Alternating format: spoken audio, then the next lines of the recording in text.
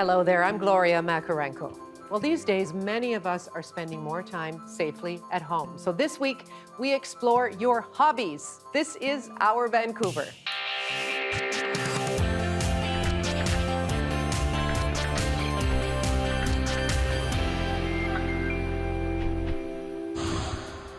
Coming up, stirring up all sorts of emotion by cooking through COVID-19. And find out what's flying off the shelves at the Magic Box Hobby Shop. But first, random and ridiculous ways to spread cheer and stay connected.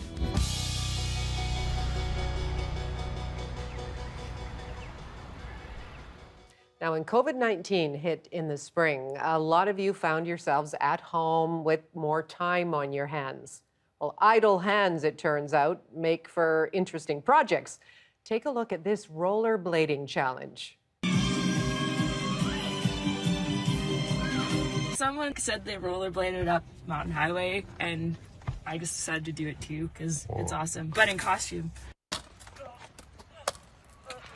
Glasses for focus, backpack for supplies, the belt from Dress Sew. Is that a Hercules belt? Yeah, Hercules! What PSI are you taking those boots up to? 5 billion. Oh, yeah, that's good. That's awesomeness. Yeah. No, I broke my boots! Got a long ways to go. How are you feeling right now? You're kind of getting to the steepest part of the trip. The gas, man. Yeah, keep her going. Well, that is Morgan Mallet rollerblading up the mountain highway. Kind of an interesting hobby for a creative person, and Morgan is with us now. Hello there. Hi, Gloria. How are you? I am doing really well. So take us back to that particular trek. What did you do exactly? Well, COVID had hit. There's a lot of uncertainty in the world, and we needed something to do that was weird, unexpected, and hopefully would make people smile, and ourselves. Really, it was really just to amuse ourselves. So yeah, I came up with a team, and I rollerbladed up Mountain Highway and had my partner Corey filming and some friends near the top, and yeah, felt the burn all the way. I'm sure you did. So, I mean, how did that feel? What kind of impact did it have on your body and your equipment? Well, it did. I ended up breaking one of my rollerblades, actually, unfortunately. That really did happen. It was not scripted. They're from, I believe, 1993, and I've had them that long. So, yeah, the plastic had probably just fatigued and cracked. So we luckily had something to wrap the boots up with and just continue. Because there was beer near the top, so I had motivation to get there. Well, you had motivation, and then you were able to share it on social media. Why was that important to you? Well, when you do something so weird, and I think it's funny, you might as well share it with people, especially when we're experiencing hard times, all of us. So got lots of honks from cars going by, some smiles from neighbors. That was mission accomplished in my view. Okay, but this was sort of part of broader challenges, wasn't it, around these Olympics or Quarantine Olympics, right? Yes. So we started, my partner and I started a little channel called Elevate and Conquer, and we decided to do different challenges during COVID. So one of them was sort of a gymnastics challenge. One of them was this other challenge, but all socially distanced, so to keep ourselves amused.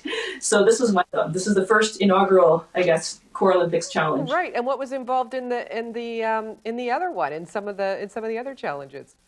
Well, we got some friends together and we're like, you need to choreograph a routine for us, kind of like rhythmic gymnastics.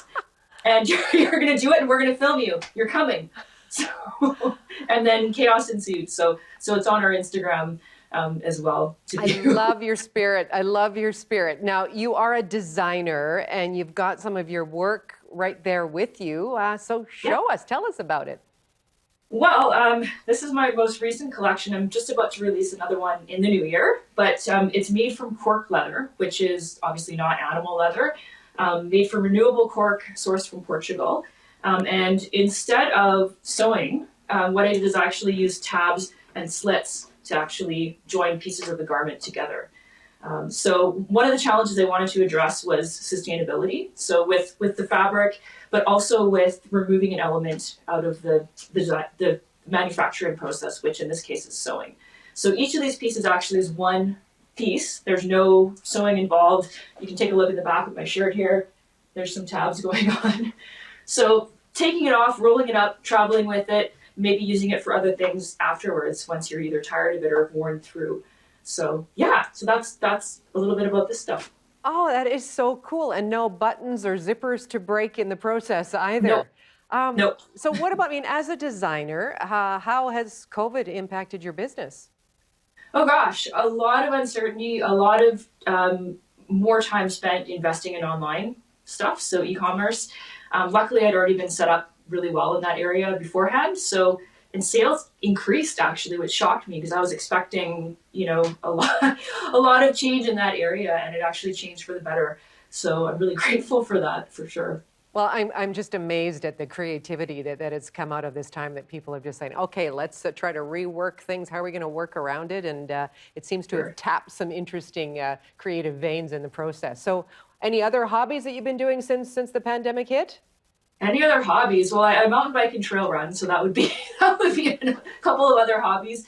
We also did a fundraising campaign for the SPCA with one of my cats, our cats, Bjorn. We called it a Spankathon.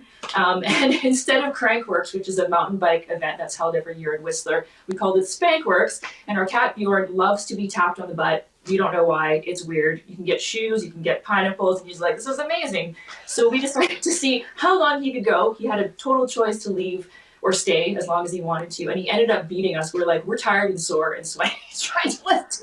So that we raised some money. Bjorn raised money for the BC SPCA, which is great, about $400 or so. So, well, I can just hear you. I can hear you laughing along. I can hear you saying sort of the crazier, the better. What would you say are the mental health benefits of doing these kinds of hobbies or challenges? What do they provide that we really need right now, do you think? Oh, just a break from reality in some ways. A channel for energy where you might be anxious or depressed or tired or whatever. Just outlets, different outlets, and if you can involve people in that in a safe, social distance way, that's even better. So when other people smile, you smile too. So it's really our motivation. That is so true. Morgan, thank you so much for taking us to another place, and you're a real inspiration. Thank you. Thanks, Gloria. It was great talking to you. This is our Vancouver. All right, it's time for one of our favorite features. This is where we showcase a number of the photographs sent in by you, our audience. Vancouver has so many amazing hobby photographers. They even start at a very young age. First, 9-year-old Aveline de Rubens McMartin was on Sugar Mountain near Port Moody and took this. Thank you so much for sharing that beautiful image with us. And Joshua Ng was at SFU at night and composed this image showing that old architecture off so well. Thank you, Joshua. And finally, proof that even a gloomy day can't take away the beauty of our city. Lucia Calpo, thank you so much for taking that and for sharing it too. And do send us more. It's easy. Just email your photographs to us at cbc.ca. bcphotos@cbc.ca. That's bcphotos@cbc.ca. Now, some hobbies are meant to be shared widely. And when COVID-19 shut everything down, Gurdeep Pandar's dance studio in Whitehorse was one of the casualties. So the social media sensation from the Yukon decided to take his love of dancing, specifically Bhangra, on the road. And as Deborah Goebel shows us, he recently brought his happy vibes to some folks in Victoria. 5, 6, 7, 8, start. 1, 2, switch. In the library rotunda of the Victoria Legislature, an unusual sight. 1, 2, switch. 3, 4. All the MLAs from all the parties, they are going to dance Bhangra. First, I'm going to train them. I'm going to show them how to do 1 or 2 moves. Staff and BC MLAs aren't the only ones Gurdeep Pandher has been teaching. Since COVID hit, he's been taking his love of Bhangra dancing on the road. 3, 4, 1, 2. This month he's on Vancouver Island. From fire stations to beaches, his whole job, he says, is to spread the joy of the Punjabi dance. I believe in building cross-cultural bridges and bringing people together, especially these days when we hear some sort of news, when people feel divided. So with Bhangra, I'm glad that people come together. Along the way, he's built a pretty big following on social media. One of my videos, it got 12 million views. Even the Prime Minister retweeted. So it started very organically. I didn't have any plan to become a viral sensation, which sometimes surprises me still. But even though he didn't expect this kind of attention, once he had it, he decided to use it. As a first-generation Canadian, he's experienced racism. But Bhangra, he says, can ease the divide. I find that one reason behind racism is lack of education. When people don't know about other people, they become suspicious, they become doubtful. So when people come to learn, when people know about other people, it creates more deeper connections. So with just his music, he will start to dance. Bhangra started with farmers in India when their day was done. He wants to bring that joy to everyone he meets. Which is how he found himself in the BC legislature teaching MLAs from both sides of the House how to dance. Because even when your politics don't align, the joy of throwing out your arms, kicking out your legs, and dancing together is universal. Deborah Goebel, CBC News, Vancouver. Well, dance is one popular pastime, and so is cooking. Well, Shahir Massoud is a CBC host with many videos online at CBC Life.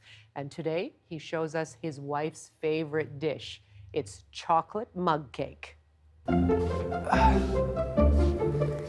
It's midnight, and my wife, I love her, craving some chocolate. So this evening, I've been awoken to make a 2-minute microwave chocolate cake. Yes, you heard correctly. In 2 minutes, my wife will have chocolate cake, or she will kill me. We've got flour, sugar, salt, brown sugar, vanilla, baking powder, cocoa. You need a veg oil with the cake. 1 bowl. Look how easy this is. I better hurry.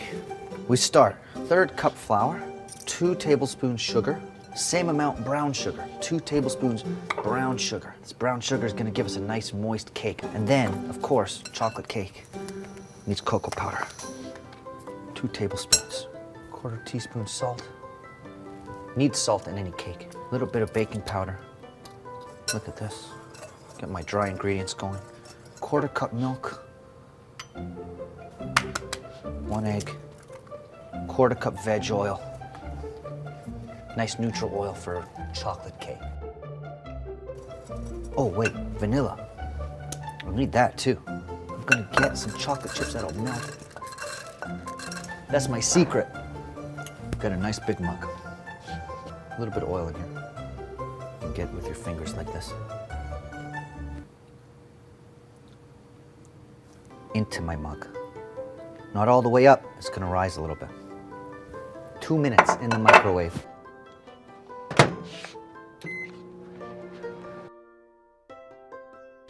Oh!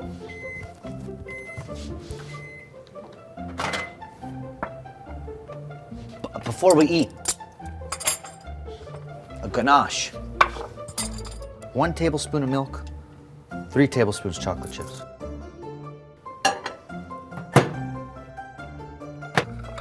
Gotta mix it in to melt all the chocolate.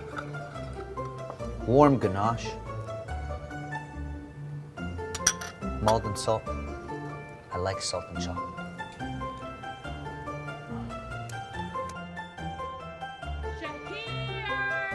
Coming. Coming. Oh. Well, storm watchers certainly know the power of a good wind. It can be very soothing to watch huge waves crash on shore. Well, BC photographer TJ Watt was out near Port Renfrew on Vancouver Island, and this is what he saw. Yeah, what you're seeing there is just explosive power with the spray from these waves shooting 50 feet, probably 100 feet in the air, and these beautiful seabirds, seagulls, flying around within the waves as well. So the sound immediately, even as you're getting close to the beach, you can just hear this deafening roar. It's like thunder, almost like bombs going off when the biggest waves hit, and it just leaves you feeling super energized and charged up from the power that's in front of you. Coming up, how concern over climate change has preoccupied one cross-stitcher. Johanna Wagstaff has that story right after the break.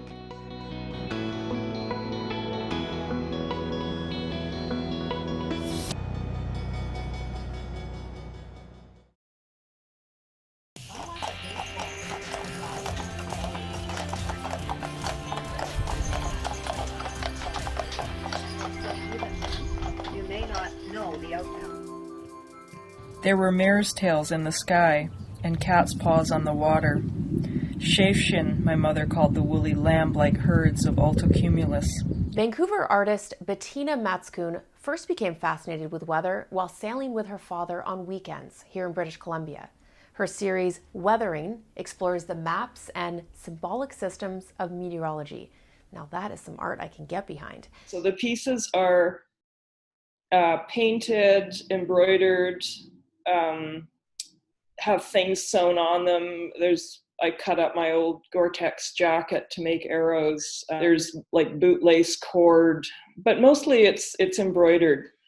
Meteorologist Uwe Grammen, a bit of a weather guru out here, helped Matskoon decipher the language of meteorology. I looked at weather maps at different websites and just mined it for the imagery that you would look at every day with an increased understanding. I mean, most of it I don't understand, but it's like a glimpse into what's going on above our heads. Then she learned about map projections. That is the different ways to flatten a globe's surface into a plane in order to make a map, and potentially my secret obsession. One of these is the Waterman butterfly projection that aims to display the world without distorting the shapes of its continents. And the map is shaped like a butterfly. And when I saw the Waterman butterfly, it was just like a light bulb went off. I think it's part of an artist's job to make connections between disparate things. The German word for butterfly is Schmetterling, which also means fragile. The idea of the atmosphere conflated with something that's very fragile that you could hold in your hand and crush, is to me kind of sobering. And indeed, her work is a reminder of the delicate balance of our atmosphere and climate change. However, Matskoon says that's not the top question she gets asked about her work. It's the how long does it take you question, because I think to a lot of people, they just couldn't imagine spending that amount of time on something. But like, nobody questions you when you watch reruns of Seinfeld or stuff, so it's time to me is just an ingredient like, baking soda. Probably a few weeks for each one of those butterflies is the answer. And in that time, the weather has probably swirled on west to east, circling back around the globe, perhaps with the help of a flap of a butterfly wing. And now you're science smart. If you have a science question, send me a tweet. I'll try to get it answered. You are watching Our Vancouver. I'm Gloria Makarenko, and this is a special program about hobbies. And as you can imagine, hobby stores have been doing very well during this pandemic. People are certainly seeking projects and toys to keep themselves busy.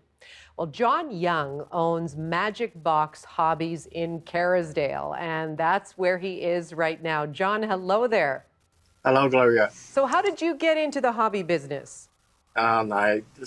Since I was young, I always liked any kind of hobbies to build at home. Okay. What were some of your first hobbies? My first hobby is a Spitfire model kit, as I remember. A Spitfire. Okay. What else jumps out of you? John, the little boy. We do lots of model trains at home. Okay. That kind of thing. Okay. But one thing is to have hobbies and do that at home. What were some of the challenges in setting up a business? I mean, did you start small or start big? We start really small, probably just 1/5 of the size right now. I see. Well, it's interesting to see your store is rated very high on Thank Yelp. Why do you think that is? I always see the customer service as our number one goal. Okay. and we strive very hard to keep our price the best, even same as online shopping. Okay, well, it looks like you've got lots of goodies in behind you. What kinds of things are popular this year? This year, when the COVID started, we see lots of people buying puzzles. Right. Yeah, So you can do it at home. yes, those are pretty straightforward. Back in May and June, because we are in summer and we sell lots of RC cars. RC cars? What's that?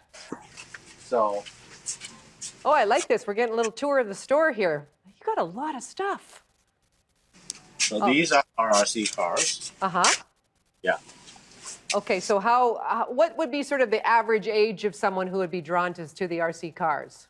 Okay, usually if you're under 8, we will recommend you still going to the toy store because our product is called a hobby grade product, and they are designed to be at least above 8 because the speed of it.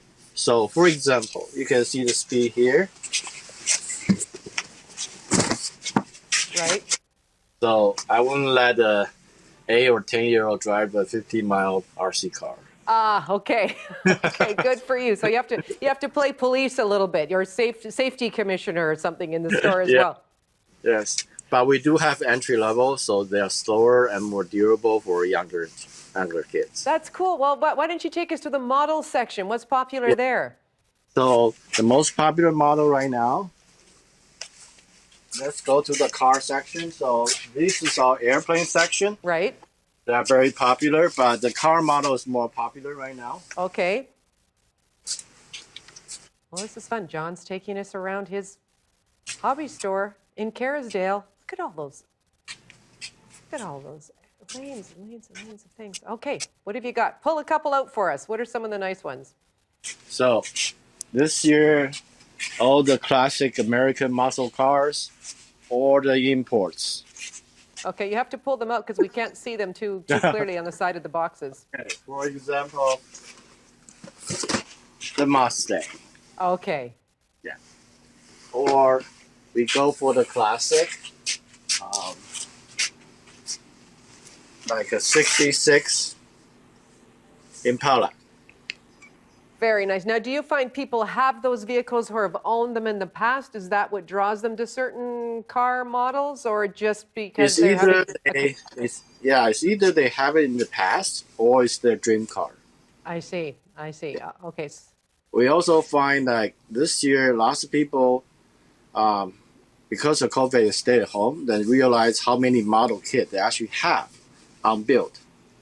That's right. Everybody's taking stock of a lot of things. If you're not cleaning out your spice cupboard, then you're looking at what else is in the cupboards. But how much of a time commitment is it to put together one of the vehicles you just showed us?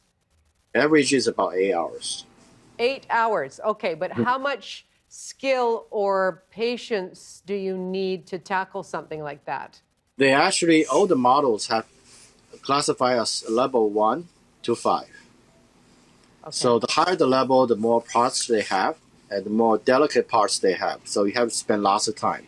So it all comes down to your skill level. What kinds of requests are you getting from your customers right now? Right now, we have lots of people buying model cars and, this time of year, model trains and ship, like a tall ship. Oh, I see. Now, not a tall ship, but not necessarily a tall ship in the bottle. No, okay. I'll show you a couple of them. Okay, you've got a tall ship for us. I thought he was going to go and answer the phone there for a minute, but no, he's taking us to the... Good thing you got a cooperative camera person there with you today. Nice work. Oh, look at that. Okay, how much time would be involved in putting together one of those ships? You need at least a month. A month. And that's a full-time job. That's not just an hour in the evening or something. Because when it comes to the tall ship, you have to deal with all the riggings. Yep. And the sails. That takes a long time and a lot of patience to do. I see. Now, John, you talked about some of the hobbies you started as a little boy. You work full-time, and it's your hobby as a shop owner. What do you like to do when you have free time in terms of your own hobbies? If it's not raining, I'll go outside and fly my remote control airplane, which is like this. Oh, I see. So you made that first? First you made it and then you fly it. Yes. That is cool. Where do you go?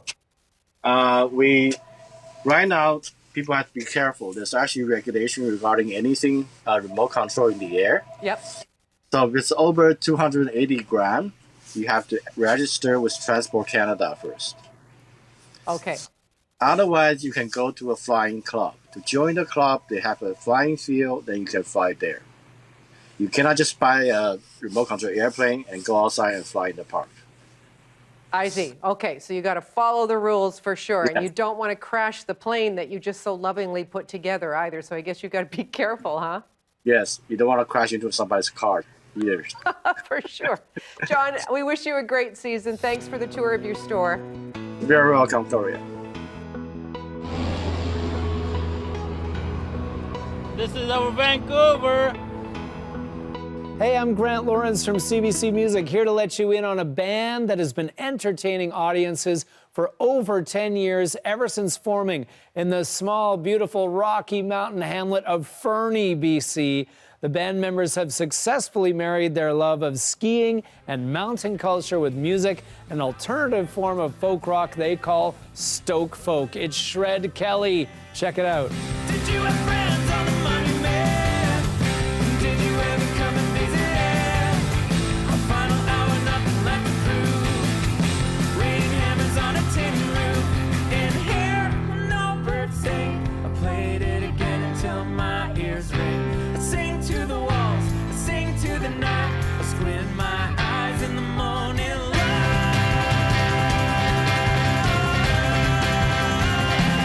Yeah, that is an amazing video that Shred Kelly made for their song Sing to the Night back in 2015. Kind of a cross between Hot Dog the movie and a golden Hollywood musical. That video was created in one continuous shot while videographer Dylan Siggers skied backwards down the slope of the Fernie Alpine Resort. Amazing. One of the comments on that video is, "There is a magic to Shred Kelly that I thoroughly enjoy and cannot get enough of." Well, that sentiment has been echoed in audience response to Shred Kelly's amazing live show for years. They're fronted by Tim Newton, the Angus Young of banjo players.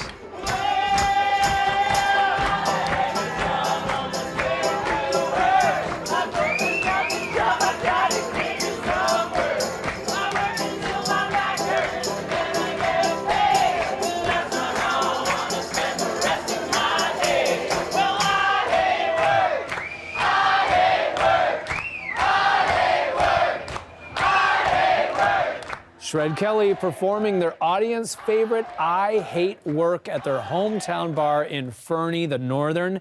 But what's a hard touring band to do in the age of COVID? Well, if you're Shred Kelly, you mount a virtual tour to support your new album. And that is what the band did in October, virtually playing 10 different cities in Canada while never leaving their basement. Here's what it looked like. How's it going tonight, Winnipeg? So wonderful to see everybody. Thank you so much for joining us at the Park Theatre virtually. On a faraway coast, in a place we never were. It was not all that different in the archipelago. That's Shred Kelly with one of their 10 virtual performances from October. That one from the Park Theatre in Winnipeg. And Shred Kelly aren't stopping there. They're working on a virtual folk festival tour for the spring, and they have an online Christmas show coming up on December 13th.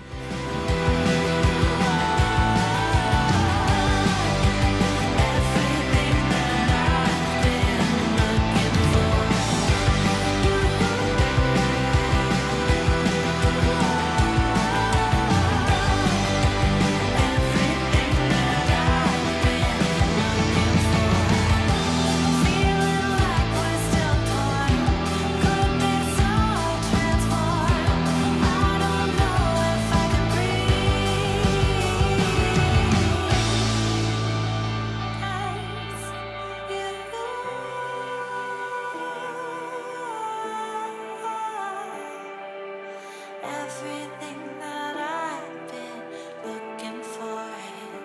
Shred Kelly there with their latest video for their song Looking For, based loosely on how co-lead singers Sage McBride and Tim Newton met. It's from the band's excellent new album, Like a Rising Sun. It's out now, and Looking For by Shred Kelly is a song that you need to add to your extreme mountain fitness playlist for this week. I'm Grant Lawrence from CBC Music. Stay safe, keep Canadian music alive, and I'll check in with you again next week. Coming up, collecting pins is a common enough hobby, but our Justin McElroy has his own way of showing support to all of BC's cities and towns.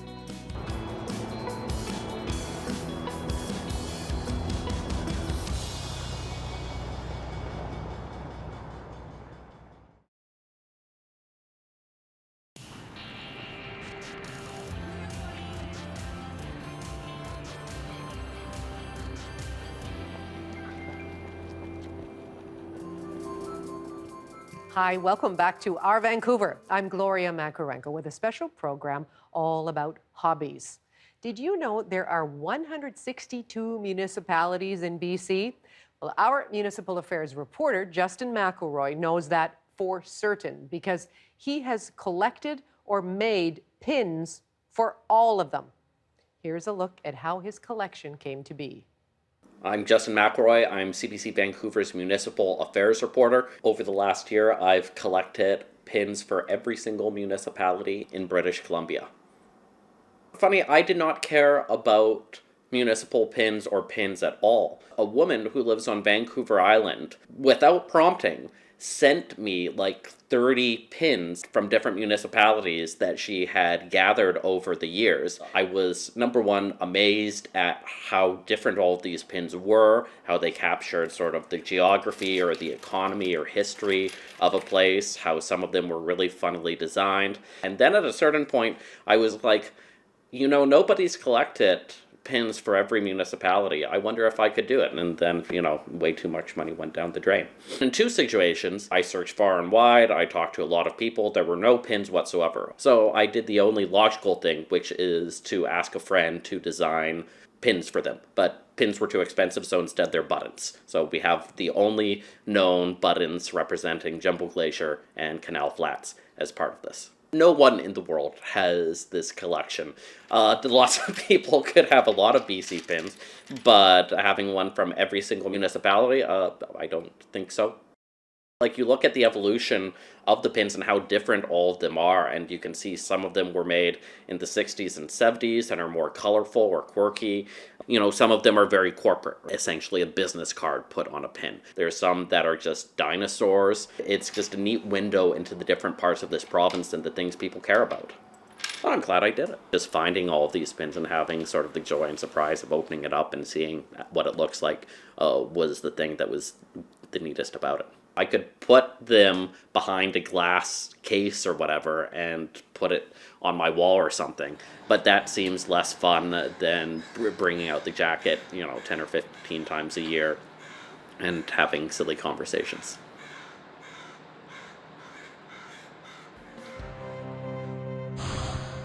Well, there is just no one quite like Justin McElroy. CBC is full of characters with some interesting hobbies.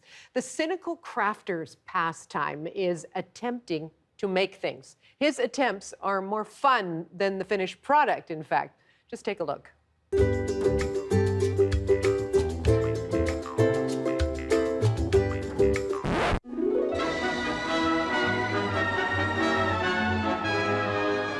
Hey dudes and dudettes, today I'll be teaching you how to make your very own DIY guitar so you can shred like my favorite rock god, Jose Feliciano. Here's what you'll need: a shoebox, rubber bands, which of course I got from the rubber band man. Well, hi everybody, it's a pleasure to be here. What a fabulous day, the sun is shining. It's going to be... Whoa, excuse me.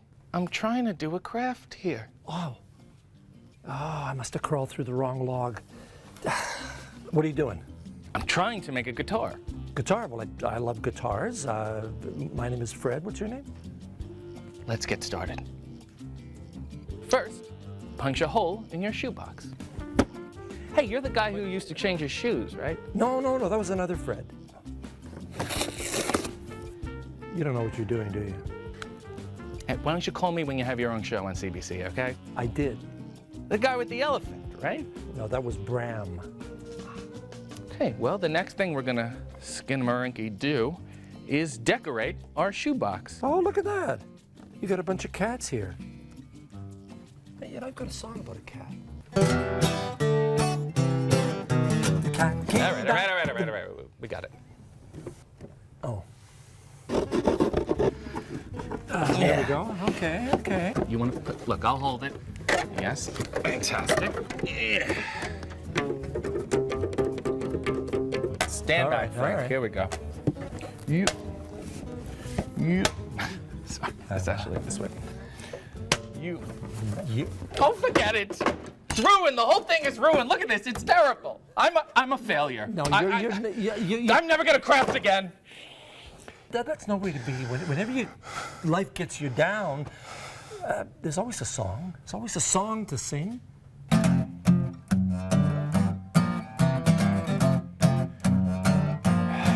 In the Blue Ridge Mountains of Virginia, on the trail of the lonesome pine, in the pale moonshine our hearts entwine, where she carved her name and I carved mine. Oh, June, yes! Like the mountains, I'm blue, like the pine, I am lonesome for you. In the Blue Ridge Mountains of Virginia, on the trail of the lonesome pine. You know, actually, I feel worse. Coming up, we're going to spend some time with Burnaby beekeeper and former reporter Bob Nixon.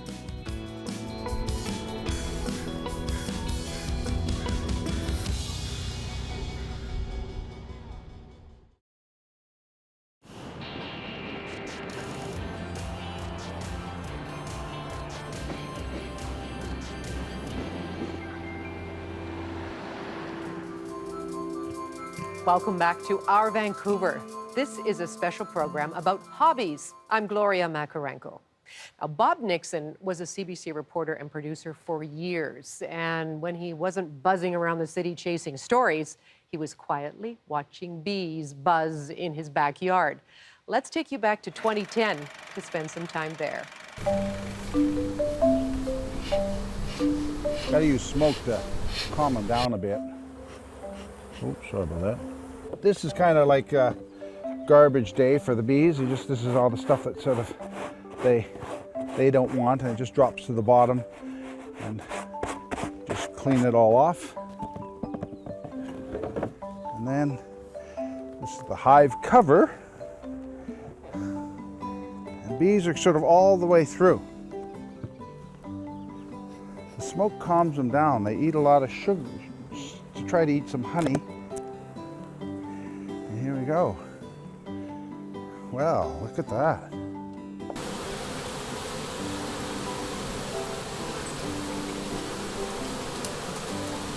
What we're doing is, this is the frame, and here they are. So you can see they're all just sort of milling around. They all have their own little homes where they're born in, little hexes. Yeah. These here are all workers. This guy here is a drone. He just sort of hangs around the house all day, drinking beer and doing nothing much else. All the workers are females, and the queen is a female too. There are actually eggs at the bottom of it. So we're very close to the queen. Oh, very nice, very nice. So this one here, this is sort of like the maternity ward. There's all the, each one of these is going to be a bee, and around there, in fact, you can even see, and they'll be in about 2 weeks, 3 weeks, they'll be emerging and being like the rest of them. A little maternity ward. And then they get bigger. You can see. Yeah. Here, look at these ones here. I'll move those out of the way. Look at those. There's a whole bunch of them right there. Just grows and grows and grows. No colony collapse disorder in this place. Holy cow. Bees sort of build their hexes like Vancouver specials. They're all the same. Well, gardening is certainly a great hobby. Green thumbs, they need to do it in whatever space they have. But earlier this year, a New Westminster senior struggled to convince his property manager to keep his balcony greens growing. We have this story by Mira Baines, and it prompted an outpouring of support. And next spring, Antonio Vieira is going to be able to plant again. 73-year-old Antonio Vieira's plants are his joy. Where you feel bad, I cried, is all wrong, telling me to get rid of my plants. Vieira has been growing vegetables and herbs and planters on his balcony every year for 6 years. But now he's been told to clear out the tall plants because of how his balcony suite looks. My neighbors all like my balcony. They said my balcony looks the best around here. He treasures his tomatoes, used to make his daily sandwich. Vieira suffers from Machado Joseph disease, which causes his muscles to be weak and rigid. His plants give him comfort. Last week, he received a letter from Martello Property Services, which manages his suite. In the letter, property manager Heidi Shortreed said, "As it is required that the exterior of the building maintains a uniform look, we request that you please remove the tallest plants on the balcony by Wednesday, July 29th at 5 p.m., and that you refrain from allowing the plants to grow higher than the balcony railing in the future." We all Portuguese immigrants like to have plants. Vieira's story was posted on Facebook, prompting numerous people to ask the company to cut him a break rather than his plants. When CBC News contacted Martello Property Services, manager Heidi Shortreed said that Vieira had spoken to her and explained that the plants are seasonal. She said the company wasn't aware that he was growing tomatoes and beans. She says she doesn't see that as an issue, but it's up to the building owner. It's unclear how this will end. Vieira says he just wants to harvest his vegetables this growing season. After that, he plans to throw out the seasonal plants, as he does every year. Mira Baines, CBC News, Vancouver.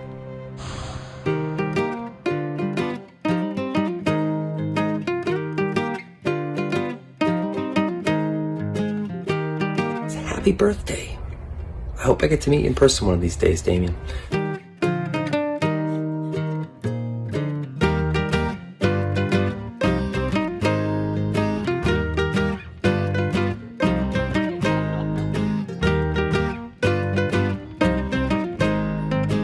Damien, it's Ryan. I heard about your story. I read about it. I saw a video about it. I heard you're a big fan of Deadpool. I am too. I related to your story, or I relate to your story a lot because I also went to a new school when I was a kid, a couple actually, and I remember how alienating that felt, and I remember how alone I felt and unseen I felt. Honestly, we are shocked probably as much as he is, because as it was happening, we had the hardest time keeping it a secret. Well, I had the hardest time.